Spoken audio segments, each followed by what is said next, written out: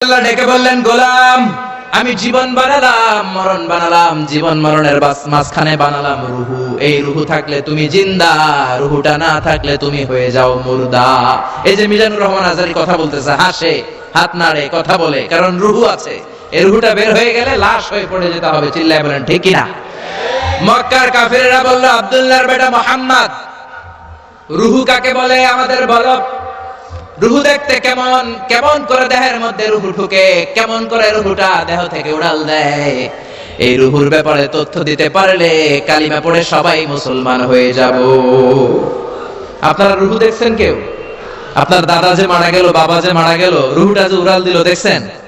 Colour কেমন, size কতটুকু, ওজন কতটুকু, দেখতে কেমন? আমরা কেউ রুহু দেখেছি? চিল্লায় বলেন দেখেছি?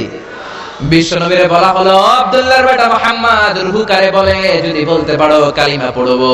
বিশ্বনবী বলতে পারে না, কারণ বিশ্বনবী মন গড়া কোনো কথা বলেন না। আকাশ থেকে গ্রিন সিগন্যাল আসলে তবেই বলেন, ঠিক না? বিশ্বনবী আল্লাহ তাআলার পক্ষ থেকে গ্রিন সিগন্যাল পাওয়ার জন্য উপরে তাকিয়ে রইলেন। আয়াত নাজিল হয়ে গেল, يسألونك عن الروح قل الروح من أمر ربي وما أوتيتم من العلم إلا قليلا। ও নবী, লোকেরা আপনারা জিজ্ঞেস করে রূহ কাকে বলে। মা হুয়া রূহ, হোয়াট ইজ দ্য স্পিরিট? আপনি বলে দেন রূহ হলো আল্লাহর পক্ষ থেকে স্পেশাল অর্ডার। আল্লাহর অর্ডারে এই রূহটা দেহের মধ্যে ঢোকে, আবার আল্লাহর অর্ডারে রূহ বের হয়ে যায়। আল্লাহু আকবার। এই রুহুটা মানুষের দেহে ঢুকে কার অর্ডারে, আবার বের হয়ে যাবে কার অর্ডারে? পৃথিবীর যত বিজ্ঞানীরা আছে সবাই মিলেও কি একটা রুহু বানাতে পারবে? জোরে বলেন না, রুহু বানাতে পারবে? আল্লাহ চ্যালেঞ্জ করে বললেন, ওমা উতিতুম মিনাল ইলমি ইল্লা কালিলা, তোমাদেরকে একেবারে যত সামান্য কিঞ্চিত জ্ঞান দিয়ে আমি তৈরি করেছি, তোমাদের এই লিমিটেড জ্ঞান দিয়ে রুহু বানানো যাবে? ইউনাইটেড স্টেটস অফ আমেরিকা একজন মেডিকেল সায়েন্টিস্ট এই চ্যালেঞ্জ গ্রহণ করলো। সে চ্যালেঞ্জ গ্রহণ করে বলল, আমি রুহু বের করে ছাড়বো। কি বের করব? রুহু। আমেরিকার ওই মেডিকেল সায়েন্টিস্ট সে চ্যালেঞ্জ করে বলল, আমি রুহু বানাবো। কি বানাবো? উত্তর দিতে হবে কিন্তু, কি বানাবো? রুহু বানাবো। কেমন করে রুহু বের হয় এটা আবিষ্কার করে আমি নোবেল প্রাইজ জিতবো, নোবেল লরেট হব। 7 বছর সে গবেষণা করলো মুমূর্ষু রোগীদের নিয়ে। মুমূর্ষু রোগী নিয়ে বসে থাকে, কখন রুহুটা বের হবে, রুহু ধরার জন্য বসে থাকে। কিন্তু 7 বছরে হাজার হাজার মুমূর্ষু রোগীর দেহ থেকে রুহু উড়াল দিয়েছে, কিন্তু রুহু ধরতে পারে নাই। সুবহানাল্লাহ কইবেন না?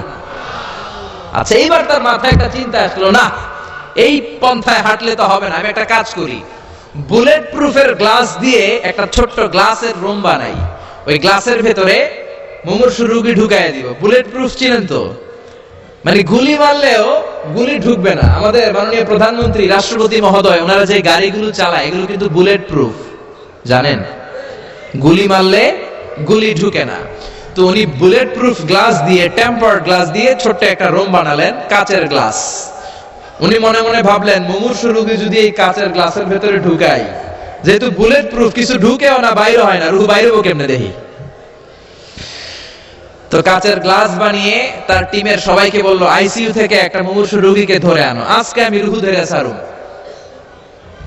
তো মুমূর্ষু রোগীকে আনা হয়েছে ইন্টেনসিভ কেয়ার ইউনিট থেকে, তাকে কৃত্রিম অক্সিজেন দিয়ে লাইফ সাপোর্টে রাখা হয়েছে। মেডিকেল টিমের প্রধান বলে, এই লোকটারে এই বুলেট প্রুফ গ্লাসের যে ছোট্ট রুম, এটার ভিতরে ঢুকানোর আগে চেক হিজ বিপি, তার বিপি মাপ, ব্লাড প্রেসার মাপ।